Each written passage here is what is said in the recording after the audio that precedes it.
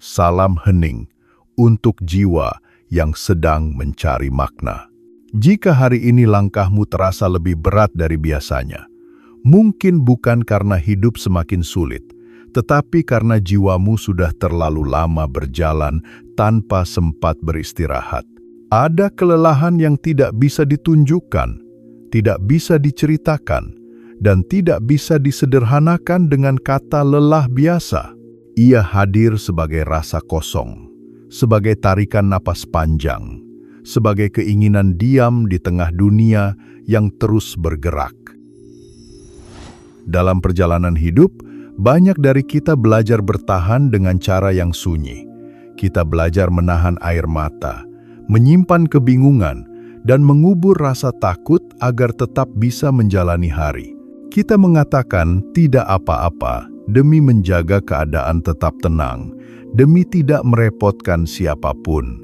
Tanpa disadari, kebiasaan ini membentuk jarak antara apa yang terlihat dan apa yang sebenarnya dirasakan di dalam. Perlahan, kepura-puraan menjadi bagian dari identitas. Kita lupa bagaimana rasanya jujur pada diri sendiri karena terlalu sibuk menyesuaikan diri dengan harapan.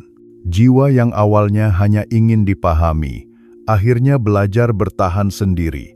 Di titik inilah, kelelahan batin mulai menumpuk, bukan sebagai ledakan emosi, melainkan sebagai kesenyapan yang menekan dari dalam. Ada saat ketika jiwa tidak lagi sanggup mempertahankan bentuk yang sama, bukan karena ia lemah, melainkan karena ia sudah terlalu lama memikul beban yang tidak pernah benar-benar dilepaskan. Runtuhnya ketahanan batin sering tidak terlihat dari luar. Ia hadir sebagai rasa hampa, kehilangan arah, atau perasaan asing terhadap diri sendiri yang dulu terasa begitu dekat. Kata hancur sering kita takuti, seolah ia adalah kegagalan mutlak. Padahal, kehancuran batin sering muncul sebagai bahasa terakhir ketika semua sinyal halus telah diabaikan. Ia bukan hukuman, melainkan penanda bahwa ada bagian dalam diri yang sudah tidak bisa lagi hidup dalam tekanan lama. Jiwa tidak sedang menghancurkan hidupmu, ia sedang mencoba menyelamatkan dirimu dari keterputusan yang lebih dalam. Di balik usaha keras untuk tetap terlihat utuh, tersimpan ketakutan yang jarang diakui. Takut dianggap lemah, takut kehilangan peran, takut tidak lagi diterima. Kita diajarkan bahwa kuat berarti tidak goyah, padahal jiwa juga membutuhkan ruang untuk goyah agar bisa kembali menemukan keseimbangannya. Menahan diri terlalu lama justru membuat luka tumbuh tanpa suara. Maka pada awal perjalanan ini, izinkan dirimu berhenti sejenak, tidak untuk menyerah, tetapi untuk mendengarkan.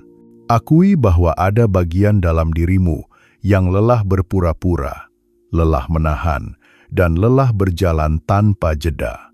Dalam kejujuran yang sunyi itulah, proses batin mulai bergerak perlahan, membuka jalan menuju pemahaman yang lebih dalam tentang dirimu sendiri.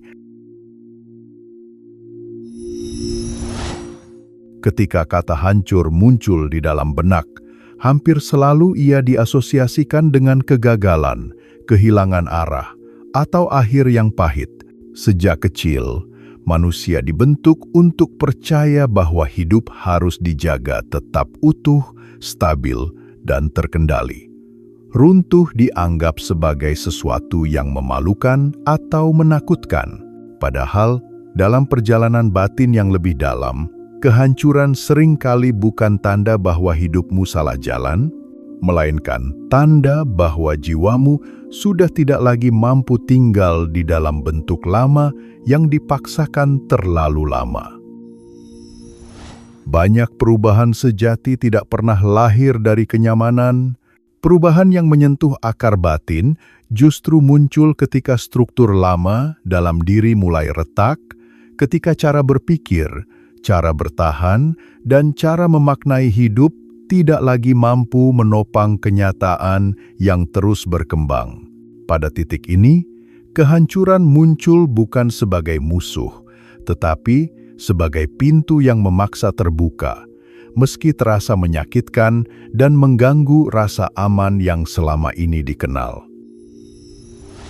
Kehancuran batin sering disalahpahami sebagai tanda kelemahan pribadi, seolah orang yang runtuh adalah mereka yang tidak cukup kuat, tidak cukup sabar, atau tidak cukup bersyukur. Padahal kehancuran justru sering terjadi pada jiwa yang sudah terlalu lama bertahan. Ia muncul ketika kesadaran lama tidak lagi selaras dengan arah jiwa yang ingin tumbuh. Dalam pengertian ini, hancur bukan kegagalan, tetapi tanda bahwa jiwa sedang bergerak menuju tingkat kejujuran yang lebih dalam. Jika kita mau mengamati alam, tidak ada pertumbuhan tanpa keruntuhan. Daun harus gugur agar pohon dapat bernafas kembali. Tanah harus terbelah sebelum benih menemukan ruang untuk tumbuh. Malam hadir sebelum pagi membawa cahaya baru.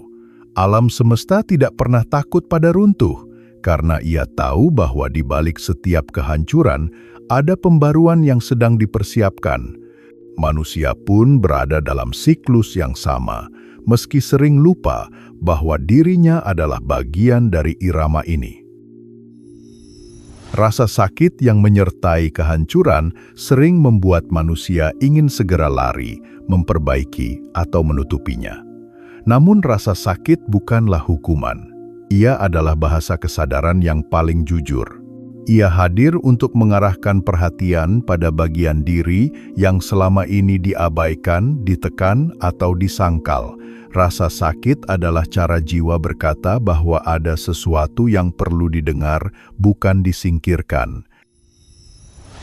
Tidak semua yang runtuh harus segera dibangun kembali. Ada kehancuran yang perlu dibiarkan apa adanya, tanpa dipercepat, tanpa ditambal dengan makna palsu. Dalam kehancuran yang dibiarkan, tercipta ruang kosong yang jujur.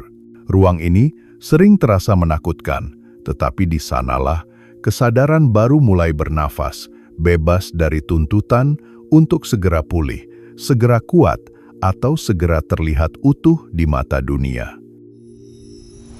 Memahami kehancuran berarti berhenti memusuhinya, bukan dengan pasrah tanpa kesadaran, tetapi dengan penerimaan yang lembut dan jujur. Ketika perlawanan dilepaskan, kehancuran tidak lagi terasa sebagai ancaman, melainkan sebagai gerbang sunyi menuju pemahaman yang lebih dalam tentang diri. Dari titik inilah, jiwa mulai menyusun arah barunya, bukan dari kepanikan, tetapi dari keheningan yang sadar. Ketika kehancuran mulai terasa mendekat, reaksi pertama yang hampir selalu muncul adalah perlawanan. Jiwa menegang, pikiran bergerak cepat, dan tubuh seakan ingin mempertahankan segalanya agar tetap seperti semula. Ada dorongan kuat untuk bertahan, bukan karena keadaan lama masih memberi kehidupan, tetapi karena di sanalah rasa aman pernah dikenal. Perlawanan ini bukan kesalahan. Ia adalah refleks alami manusia saat berhadapan dengan ketidakpastian yang tidak bisa dikendalikan atau diprediksi. Di balik perlawanan batin, tersembunyi rasa takut yang sangat halus namun dalam. Takut kehilangan identitas yang selama ini melekat, takut tidak lagi mengenali diri sendiri, takut jika tanpa peran lama, hidup akan terasa kosong dan tidak bermakna. Kita sering mengikat diri pada gambaran tentang siapa diri kita, bukan karena gambaran itu sepenuhnya benar, tetapi karena ia memberi rasa stabil. Ketika gambaran itu mulai retak, jiwa merasa seperti berdiri di tepi jurang yang sunyi. Banyak orang memilih bertahan pada rasa sakit yang sudah dikenal, dibanding melangkah ke ruang kosong yang belum dipahami. Rasa sakit lama terasa lebih aman daripada ketidakpastian yang tidak memiliki bentuk. Inilah sebabnya perlawanan sering memperpanjang penderitaan. Jiwa tetap tinggal di tempat yang sudah tidak lagi memberi kehidupan, hanya karena takut pada kemungkinan kehilangan arah, kehilangan pegangan, atau kehilangan definisi tentang diri. Perlawanan batin juga sering muncul sebagai kebutuhan untuk mengontrol segalanya. Pikiran bekerja tanpa henti, mencari penjelasan, pembenaran, dan jalan keluar yang cepat. Namun semakin kuat keinginan untuk mengendalikan proses batin, semakin besar tekanan yang dirasakan. Jiwa tidak bergerak mengikuti logika semata. Ada bagian dari transformasi yang hanya bisa terjadi ketika kendali dilonggarkan dan keheningan diberi ruang untuk bekerja. Ketakutan akan kehilangan diri menyimpan paradoks yang jarang disadari. Yang sebenarnya ditakuti bukanlah kehilangan jati diri sejati, melainkan kehilangan versi lama yang selama ini dianggap sebagai diri.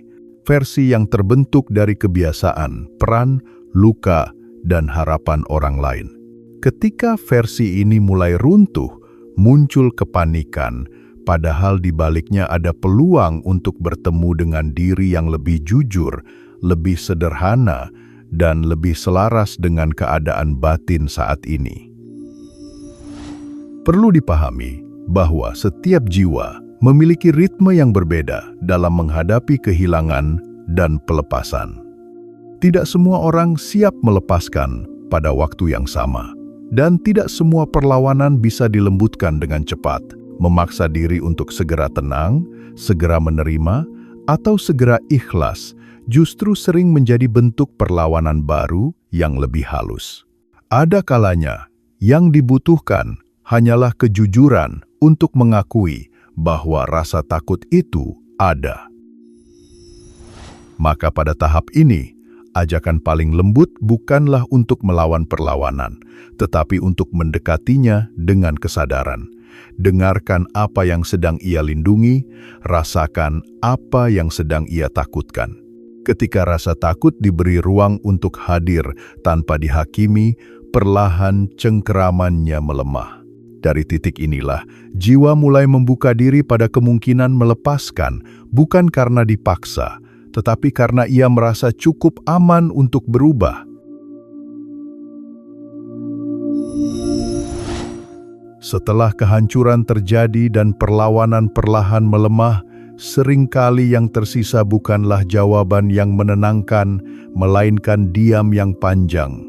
Diam ini terasa canggung, asing, bahkan menakutkan, karena tidak memberi petunjuk apapun.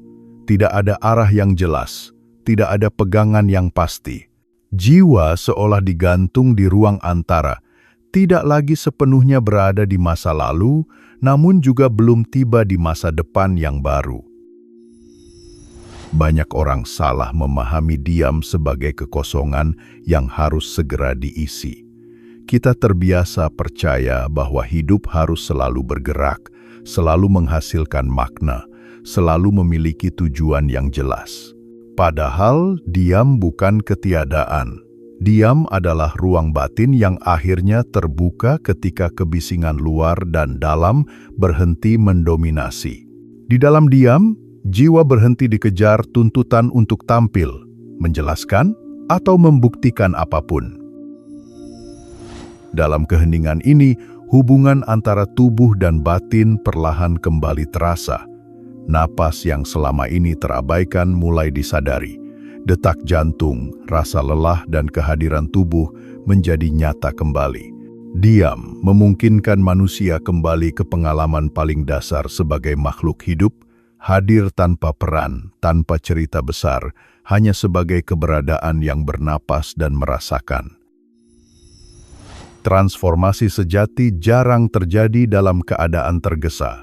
Ia tidak tumbuh di tengah kebisingan pikiran yang terus mencari solusi. Ia muncul dalam kesenyapan yang sabar ketika jiwa diberi izin untuk tidak tahu. Dalam diam, lapisan-lapisan lama yang selama ini melekat mulai meluruh dengan sendirinya. Bukan karena dipaksa dilepaskan, tetapi karena kesadaran mulai melihat bahwa ia tidak lagi dibutuhkan. Masa kosong setelah kehancuran sering disalahartikan sebagai kemunduran atau kebuntuan. Padahal, masa ini lebih menyerupai ruang inkubasi batin. Seperti tanah yang tampak diam sebelum benih menembus permukaan, jiwa pun membutuhkan fase sunyi untuk menyusun ulang dirinya. Tidak ada tanda yang jelas, tidak ada hasil yang langsung terlihat, namun proses sedang berlangsung secara halus dan mendalam. Godaan terbesar dalam fase diam adalah keinginan untuk segera mengisinya. Kita terdorong mencari kesibukan baru, makna instan, atau pelarian agar tidak perlu berhadapan dengan keheningan. Namun mengisi diam terlalu cepat seringkali berarti kembali ke pola lama. Diam yang dibiarkan justru memberi ruang bagi kesadaran baru untuk muncul secara alami, tanpa tekanan untuk menjadi sesuatu yang belum waktunya. Maka pada tahap ini, ajakan paling lembut adalah tinggal bersama napas yang naik dan turun, tinggal bersama rasa yang muncul dan menghilang, tinggal bersama ketidaktahuan tanpa perlu melawannya. Percayalah bahwa di balik diam yang tampak kosong, jiwa sedang bekerja dengan caranya sendiri. Transformasi sedang terjadi dalam keheningan, dan dari sanalah bentuk kehidupan batin yang baru perlahan menemukan jalannya.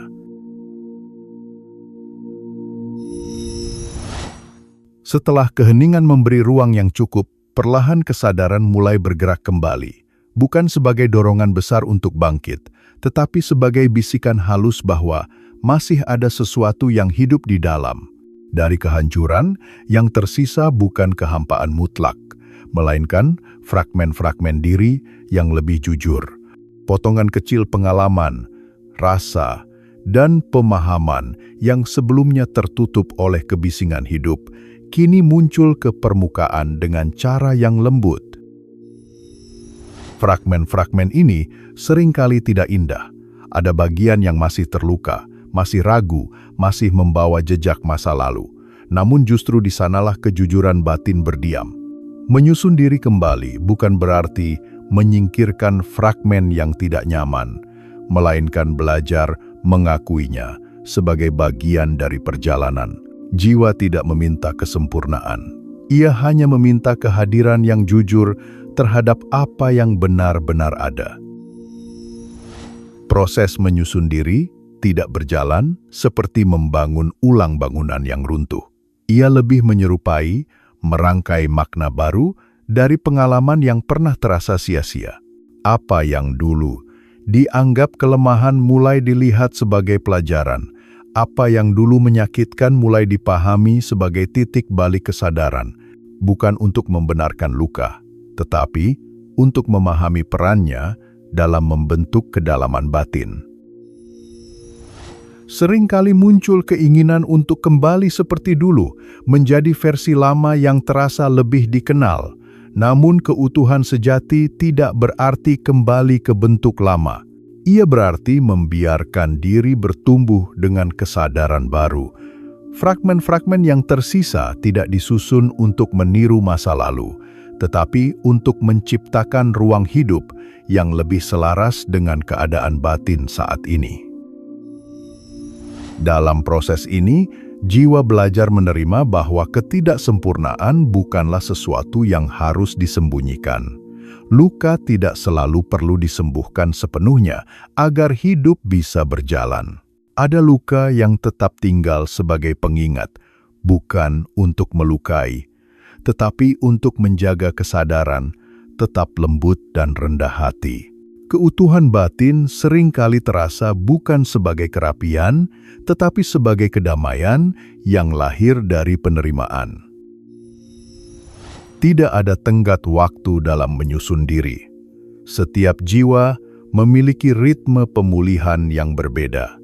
Membandingkan proses batin dengan orang lain hanya akan menciptakan tekanan baru. Yang dibutuhkan bukan kecepatan, melainkan kesetiaan untuk tetap hadir pada proses yang sedang berlangsung. Setiap langkah kecil memiliki makna, meski tidak selalu terlihat dari luar. Maka, pada tahap ini, Izinkan dirimu menyusun diri dengan sabar. Biarkan fragmen-fragmen itu menemukan tempatnya sendiri tanpa dipaksa menjadi utuh dengan segera. Apa yang sedang dibangun mungkin belum memiliki bentuk yang jelas, namun ia nyata dan hidup. Dari kesabaran inilah, keutuhan yang lebih dalam mulai tumbuh. Bukan sebagai hasil dari usaha keras, tetapi sebagai buah dari kejujuran batin yang terus dipelihara. Seiring waktu, ketika jiwa telah melewati fase runtuh, diam, dan penyusunan ulang, muncul bentuk keutuhan yang terasa berbeda dari sebelumnya. Keutuhan ini tidak lagi bising, tidak menuntut pengakuan, dan tidak berusaha terlihat sempurna. Ia hadir sebagai rasa cukup yang tenang, sebuah kesadaran bahwa keberadaan diri tidak lagi sepenuhnya ditentukan oleh penilaian, pencapaian, atau pengakuan dari dunia luar. Pada tahap ini, banyak hal yang dulu terasa penting mulai kehilangan cengkeramannya. Dorongan untuk membuktikan diri perlahan melemah. Bukan karena hidup menjadi tanpa tujuan, tetapi karena jiwa tidak lagi menjadikan validasi sebagai sumber utama nilainya. Apa yang dilakukan tidak lagi semata untuk dilihat, dipuji, atau disetujui, melainkan karena selaras dengan suara batin yang lebih jujur dan sederhana. Keutuhan baru ini sering terasa sunyi. Ia tidak hadir sebagai euforia atau kemenangan besar, melainkan sebagai kestabilan yang halus. Ada ketenangan yang tidak mudah terguncang oleh perubahan di luar. Bukan berarti masalah berhenti datang, tetapi ada ruang batin yang lebih lapang untuk menampungnya. Jiwa belajar merespons tanpa harus larut, hadir tanpa harus tenggelam. Dalam keutuhan ini, perbandingan dengan orang lain mulai kehilangan daya tariknya. Perjalanan batin dipahami sebagai sesuatu yang unik, tidak perlu disejajarkan atau diukur. Ketika membandingkan berhenti, banyak beban yang selama ini tidak disadari ikut terlepas. Hidup terasa lebih ringan, bukan karena segalanya mudah, tetapi karena tidak lagi membawa tuntutan yang bukan milik diri sendiri.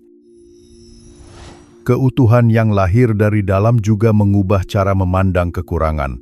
Apa yang dulu dianggap sebagai kelemahan, kini dilihat dengan pandangan yang lebih lembut. Jiwa memahami bahwa ketidaksempurnaan adalah bagian dari keberadaan, bukan sesuatu yang harus terus diperbaiki agar layak dicintai. Dari pemahaman ini, tumbuh rasa belas kasih terhadap diri sendiri yang sebelumnya sulit diberikan. Perlahan, hidup mulai dijalani dengan kehadiran yang lebih penuh. Momen-momen sederhana kembali terasa bermakna tanpa perlu dibingkai secara berlebihan. Keutuhan tidak lagi dicari di masa depan sebagai tujuan besar, tetapi dirasakan di saat ini sebagai kualitas hadir. Inilah bentuk keutuhan yang tidak bergantung pada keadaan, karena ia berakar pada kesadaran, bukan pada hasil. Maka keutuhan ini bukanlah akhir perjalanan, melainkan cara baru untuk berjalan. Ia hidup, bergerak, dan terus berubah, namun tidak lagi rapuh seperti sebelumnya. Keutuhan yang tidak bergantung pada dunia luar memberi jiwa ruang untuk tetap setia pada dirinya sendiri, apapun yang terjadi. Dari sini hidup tidak lagi dijalani untuk memenuhi harapan, tetapi untuk merasakan keberadaan dengan jujur dan tenang. Pada titik ini, ketika perjalanan batin telah melewati runtuh, diam, dan penyusunan ulang, penting untuk diingat bahwa tidak ada satupun proses yang sia-sia. Setiap kehancuran yang pernah dialami bukan kesalahan yang harus disesali, melainkan bagian dari perjalanan pulang ke diri yang lebih sejati. Jiwa tidak pernah tersesat. Ia hanya berjalan melalui jalur yang tidak selalu nyaman untuk dilalui. Sering kali manusia ingin memahami segalanya dengan cepat, ingin tahu mengapa harus melalui rasa sakit tertentu, ingin kepastian bahwa semua ini akan berakhir baik. Namun, tidak semua proses batin perlu dipahami saat ini. Ada pengalaman yang maknanya baru terasa jauh setelah luka mereda.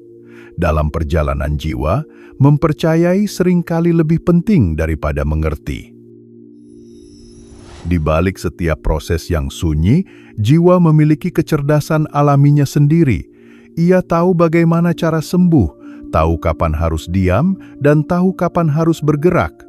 Ketika diberi ruang dan kejujuran, jiwa akan menuntun dengan caranya sendiri, bukan dengan suara keras, tetapi dengan rasa yang perlahan menjadi lebih tenang dan jernih. Menjadi utuh tidak berarti hidup tanpa luka. Keutuhan sejati adalah kemampuan untuk hidup berdampingan dengan luka tanpa kehilangan diri. Luka tidak lagi menguasai arah hidup, tetapi menjadi bagian dari kisah yang membentuk kedalaman. Dari sini, hidup tidak dijalani dengan penyangkalan, melainkan dengan penerimaan yang lembut dan sadar. Bagi siapapun yang saat ini masih merasa hancur, ketahuilah bahwa kamu tidak berada di titik akhir. Seringkali, rasa hancur adalah ambang transformasi.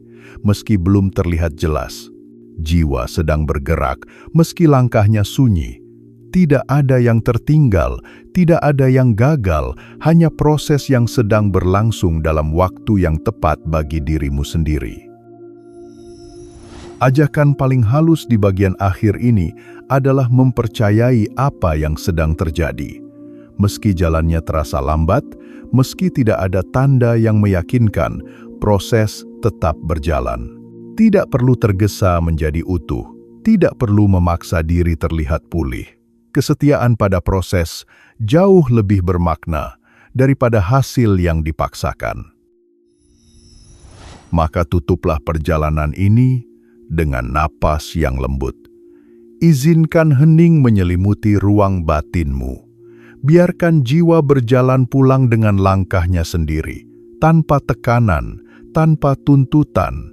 Dalam keheningan itu, ada kedamaian yang tidak perlu dicari kemana-mana, karena ia tumbuh dari kepercayaan yang perlahan menguat di dalam dirimu. Jika kata-kata ini menemukan ruang di dalam dirimu, izinkan dirimu tinggal sejenak di sini. Tidak perlu terburu-buru pergi, tidak perlu mencari apapun. Kamu boleh kembali kapanpun jiwamu merasa lelah dan ingin ditemani dalam hening. Jika ingin, biarkan ruang ini tetap terhubung, bukan sebagai kewajiban, tetapi sebagai pilihan lembut untuk berjalan bersama dalam kesadaran yang perlahan bertumbuh.